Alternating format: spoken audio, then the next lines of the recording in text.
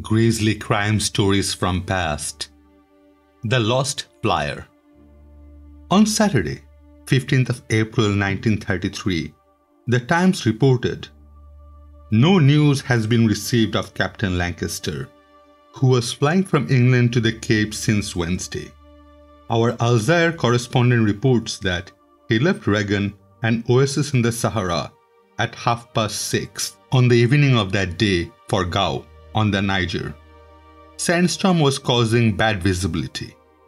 A car was sent yesterday by the Trans-Saharan Company to search for him.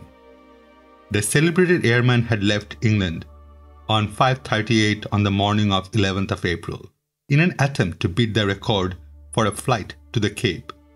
He had reached Oran at 2100 that night and taken a brief rest there before setting out across the Sahara Desert. The following day, he drifted off course because of heavy sandstorm.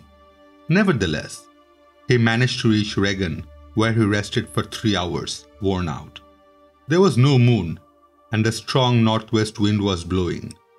The local head of the Trans-Saharan Company told him it was madness to take off when he would not be able to see the day beacons on the main desert motor track. Lancaster did not even have lighting on his instrument board for steering a compass course. But Lancaster was determined to go. As for lighting, he said he would manage with matches and a borrowed pocket torch. Witnesses saw him make a very bad takeoff before vanishing into the evening sky. It was 1830 on 12th of April. He was not seen alive again. Was he prompted to make the fatal flight by reckless spirit, shared by all the pioneer aviators? Or was something else on his mind, urging him to risk the treachery of the desert? Captain Lancaster had hit the headlines less than a year before for something very different. At Miami, in August 1932, he had been brought to trial on a charge of murder. William Newton Lancaster had served in the RAF during World War I. He subsequently married and left the Air Force to make a name for himself as a long-distance flyer.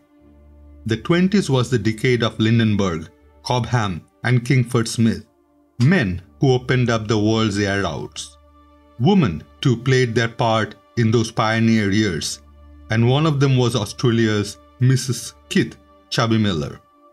In 1927, Lancaster and Mrs. Miller flew as partners in a record-breaking flight which covered the 13,000 miles from London to Australia. And although both were married, they continued to fly as a team, becoming lovers on the ground as well as partners in the air. After their record-breaking flight to Australia, the couple did most of their flying in the United States, and it was there that their tragedy was enacted. While Lancaster was in Mexico for a spell, Chubby developed a liaison with American writer Charles Hayden Clark. The pair fell in love and wrote to Lancaster of their plans for marriage. Lancaster returned to Florida with a revolver and confronted the lovers at Mrs. Miller's house. There followed a quarrel which ended when the 3 actors in the drama retired to their respective beds. During that night, Chubby was awakened by Lancaster, who told her that Clark had shot himself. The writer was slumped in his room with a pistol lying on the bed. Blood seeped from the head wound from which he later died. Lying by the dying man were typed suicide notes written on Lancaster's machine. The death occurred on 21st of April 1932. On 2nd of August of that year, Captain W.N. Lancaster was brought to trial for murder. Much of the 16-day courtroom case revolved around the nature of the fatal wounds. Forensic experts debated the possibility of suicide and murder, while the character of the 2 men were discussed. According to Chubby, Clark had called Lancaster one of the finest men he knew. The defense intended to support the case for suicide by bringing forward a doctor who, after post-mortem examination, declared the man to be a drug addict. The doctor was sick at the time of the trial, and a motion for adjournment was denied.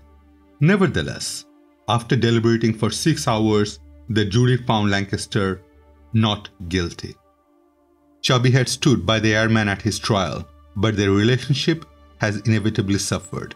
Though both returned to England, Lancaster's record-breaking attempt of 1933 was a solo flight, made in the 100 HP Southern Cross Minor, a single-seater plane. When the plane went missing over the Sahara, search parties were called out, but within 10 days of the disappearance, the experts were acknowledging there were very little hope indeed of ever finding the missing aviator alive. In fact, the pilot was not found in any condition at all until more than 29 years later. In February 1962, a French desert patrol came upon the wreckage of Lancaster's Avro Avian. The remains of the missing flyer was found beside the debris.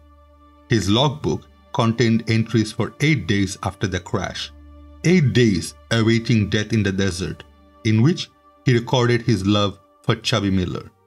Curiously enough, the last entry was made exactly 1 year to the day after Charles Hayden Clarke's death. Thank you for watching. If you have enjoyed this story, please like and leave a comment as it helps with YouTube algorithm to grow this channel. I regularly upload, so by subscribing, you will be notified of new materials. You will find similar contents in my other videos. Have a safe day. Signing off.